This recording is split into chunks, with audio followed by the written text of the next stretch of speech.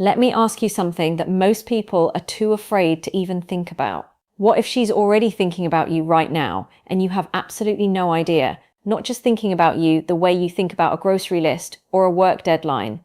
I mean, really thinking about you, the kind of thoughts she'd never say out loud, the kind that keep her up at night, replaying moments, rewinding conversations, imagining things she'd never admit to anyone. And here's the brutal truth. Most men walk right past these signs every single day. They see the behavior, they notice something feels different, but they talk themselves out of it. They say, she's just being friendly. They say, I'm probably reading too much into it. And so they do nothing, and they lose her. Today that stops. I'm going to show you 9 hidden signs, deeply psychological, almost invisible signals that she is secretly fantasizing about you. And I want you to pay very close attention, because sign number 9, that one is the one most men never see coming. That one will change everything about how you read people.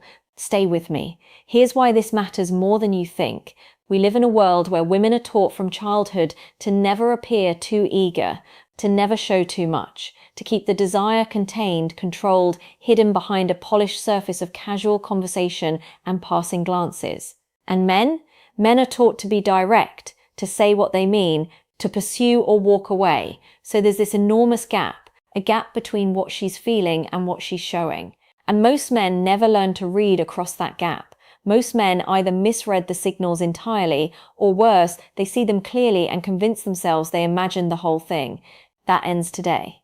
What you're about to learn isn't about manipulation. It isn't about games. It's about clarity. It's about becoming the kind of man who sees what's actually happening in the room, who understands human behavior deeply enough to move with confidence, not confusion. Because a man who understands how attraction really works, he doesn't chase, he doesn't beg, he doesn't wonder. He observes, he calibrates, and then he decides. So let's wake you up. Before we get into this, if you're new here, welcome. This channel exists for one reason: to help you see yourself and the people around you with complete psychological clarity. If this kind of content speaks to you, hit that subscribe button right now. Turn on the bell and drop a comment below telling me where in the world you're watching from. I read every single one, and if you already know someone who needs to hear this, share it with them. It might be the most important thing they watch all week. Now, let's get into it. There's a coffee shop you mentioned once, in passing, 3 weeks ago. You were barely even paying attention to your own words. She brings it up today, not just the name, the specific drink you said you liked, the street it was on, the fact that you told her you used to go there when you needed to think. You smile and say, wow, I can't believe you remembered that, and she brushes it off, laughs, changes the subject. But here's what's happening beneath the surface, and this is pure psychology. The human mind doesn't store things it doesn't care about. Memory is not random, memory is selective, and the things we remember most vividly are the things tied to emotion, to desire, to fixation. When a woman remembers small, obscure details about you, things you yourself have long forgotten, it means she's been replaying your conversations over and over, turning them over like stones, looking at every angle, savoring every piece. She is not just listening to you, she is collecting you. And most men miss this completely. They think it's just politeness. They think she's just a good listener. But let me ask you something. Do you remember every small detail about every person you've ever had a casual conversation with? No, you don't. Nobody does, unless they can't stop thinking about that person. The next time she pulls a forgotten detail out of thin air, don't brush it off. Pay attention. That's a window into something much deeper than she's willing to say out loud. And it gets more interesting from here, because sign number 2 is something she does when she thinks you're not looking. Watch carefully the next time you're with her. You lean back, she leans back. You cross your arms. Within 30 seconds, her posture shifts. You use a certain phrase. A week later, you hear it coming out of her mouth. This is called mirroring, and in the world of behavioral psychology, it is one of the most reliable indicators of deep, unconscious attraction that exists. Here's the science behind it. When our brains become intensely focused on someone, when we think about them constantly, when our mind obsesses over them during the day and revisits them at night, we begin to unconsciously synchronize with them. Our body follows where our mind already is. She's not doing this on purpose. That's what makes it so significant. Deliberate imitation is performative. Unconscious mirroring is raw, it's real, it's coming from somewhere she can't control. When a woman mirrors your speech patterns, your posture, your gestures, your energy level, she is biologically tuning herself to your frequency. Her nervous system is trying to close the distance between you. Think about the last time you were around someone who truly fascinated you. Didn't you find yourself leaning in, matching their pace, laughing a little differently than you normally do? That's what she's doing with you. And here's the thing most men never consider. She may not even be aware of it. That's the point. That's what makes it a sign you can trust, rather than something she's calculated. Now, if that sign made you think twice about someone in your life, wait until you hear sign number 3. Because this one happens in the silence between words. There's an old proverb that says the eyes are the window to the soul. But in psychology, the eyes are something far more revealing than poetry. They are the one part of our face that we cannot fully control. Here's what to look for. When she looks at you, there's a split-second moment before she rearranges her expression into something neutral. In that fraction of a second, if you're watching closely enough, you can see it. A softness, an openness, a warmth that has no explanation other than that she is genuinely deeply drawn to you. Then she catches herself and she looks away. That look away is the tell, because women who feel nothing about someone don't look away nervously. They just look away, naturally, casually, without the flicker of self-consciousness that betrays something much larger. There's also the phenomenon called stolen glances. You're across the room, you're not interacting, and you can feel it, that invisible tether. You turn, and there she is, already looking, not embarrassed enough to pretend she wasn't, just holding it for one beat too long. Extended eye contact. When she holds your gaze a second longer than social norms require, is one of the most ancient human signals of fascination and desire. It predates language. It predates culture. It is wired into our biology. And when she drops her gaze to your mouth while you're speaking, that's not accidental. The brain directs the eyes toward what it wants. She doesn't control that. It just happens. Don't stare. Don't make it weird. But notice, because the eyes will always tell you the truth, that the voice is still deciding whether to speak and what comes next. Sign number 4 is about the weapon she doesn't even know she's using. She sends you an article, something she just thought you'd find interesting, a meme, a song, a video she randomly stumbled across. But here's what you need to understand. Nothing is random. When someone is thinking about you constantly, they don't find random things that remind them of you.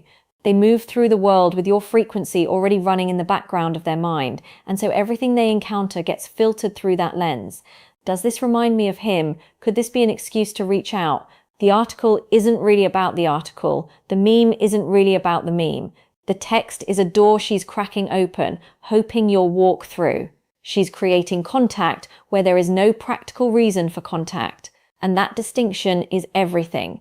Now, men who don't understand this dynamic read these messages and think she's just being friendly, and they respond accordingly, briefly, casually, with zero awareness of what's actually being offered. But the man who understands what's really happening, he responds in a way that deepens the connection. He doesn't play games, but he recognizes the invitation. He steps closer rather than staying at the same distance. There is also a specific timing pattern to watch. Does she tend to reach out late at night? Does her activity shift around your schedule? Does she seem to know when you're likely to be free in ways that go beyond coincidence? Because when someone fantasizes about you, they begin to track you. Not in a troubling way, in the way we all track the things we can't stop thinking about. They know your rhythms, they're tuned into your patterns. Pay attention to the timing of her contact. It will tell you everything. Now here's where the story gets really interesting. Sign number 5 is about something she does when she doesn't know you can see her. You know who she is, she's competent, she's put together, she handles herself in every room she walks into with ease, and then she's around you, and suddenly she's fumbling her words. She laughs at the wrong moment, she knocks something over, she says something and immediately second guesses it. And you think that's strange, that's not who she usually is. You're right, it isn't, and that's exactly the point. When we are deeply attracted to someone, when we have been thinking about them obsessively, when we care deeply about how they see us, our nervous system activates. The physiological response to desire and to threat is identical at the biological level.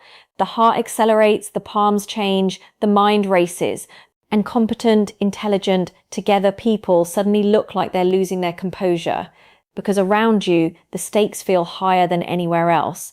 This is not weakness. It is actually a profound compliment if you know how to read it. She doesn't get nervous around people she's indifferent to. She doesn't second guess herself in rooms where nothing important is happening. She gets nervous around you because to her, everything important is happening.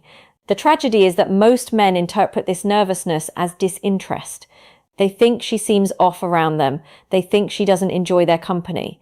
And so they pull back, when in truth, she would have given anything for them to step forward. If she's one person everywhere else and a slightly different, less polished version of herself around you, that is not a red flag. That is a green light. That is one of the clearest signals of genuine, deep attraction you will ever receive. Don't walk away from it. We're halfway through, and the signs that follow are the ones that separate the men who understand what's happening from the men who never will. Sign number 6 is one that unfolds over time, and when you finally see it, you won't be able to unsee it. This one is subtle, and it requires you to pay attention across time, not just in a single moment. You mentioned once that you respect ambition. A few weeks later, she mentions a new project she started. You talked about a book that changed your life. It shows up on her reading list. You express that you value a certain quality in people, and slowly, quietly, she begins to embody that quality more visibly around you. She is not being fake. She is not performing. She is doing something much more psychologically complex. When a woman is constantly thinking about someone, she begins to unconsciously shape herself toward what she believes they value. It's a biological drive, not manipulation. It is her mind trying to close the gap between who she is and who she thinks you need her to be. But there is a version of this that goes even deeper. She starts investing in herself around the period she becomes drawn to you. She dresses with more intention. She works on herself in ways she might have been putting off. She becomes more deliberate about how she shows up in the world. You might be the reason, not because she's trying to catch you, but because when someone enters our lives and ignites something in us, we rise toward them. We become more than we were. That is an enormous responsibility to carry, by the way. The way you make someone feel about themselves matters. The men who bring out that rising quality in people, they are the men who leave marks. Now the signs are getting heavier. Sign number 7 is about what she does with other people when you are in the room. You walk into a room, she's already there, mid-conversation with someone else. And something changes. She doesn't turn around immediately. Maybe she doesn't even acknowledge you right away. But something in her posture shifts. Her laughter gets a degree louder. She becomes slightly more animated. Her body, while still facing the other direction, begins to angle toward where you are. She is now performing, not for the person she's talking to, for you. This is called ambient awareness, and it's one of the most telling signs of deep preoccupation with someone. When we are consumed with thoughts of a person, we become acutely, almost painfully aware of where they are at all times in a shared space. We know when they've left. We know when they've re-entered. Our attention has a radar that we didn't install on purpose. Watch also how she handles other people's attention to you. If another woman speaks to you across the room, does something shift in her expression just briefly?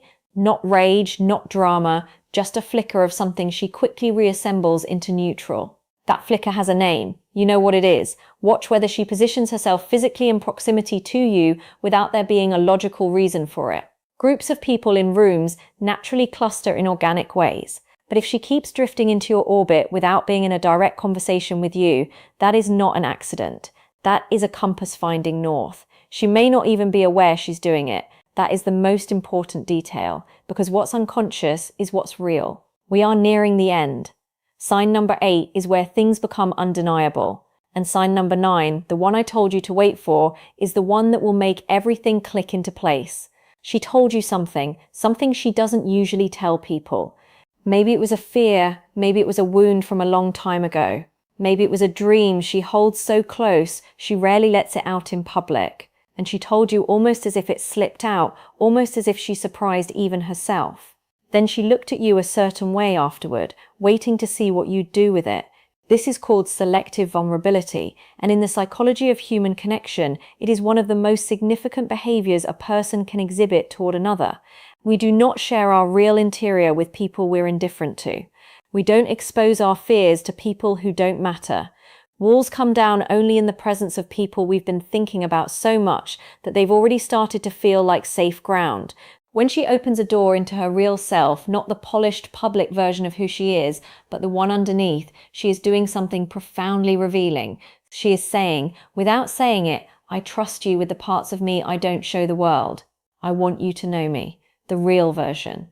And when she tells you this kind of thing and then watches your response with that particular kind of careful attention, she is deciding something. She is measuring whether you are worth the risk she just took. The right response in these moments is never to deflect, never to make it smaller than it is, never to rush past it.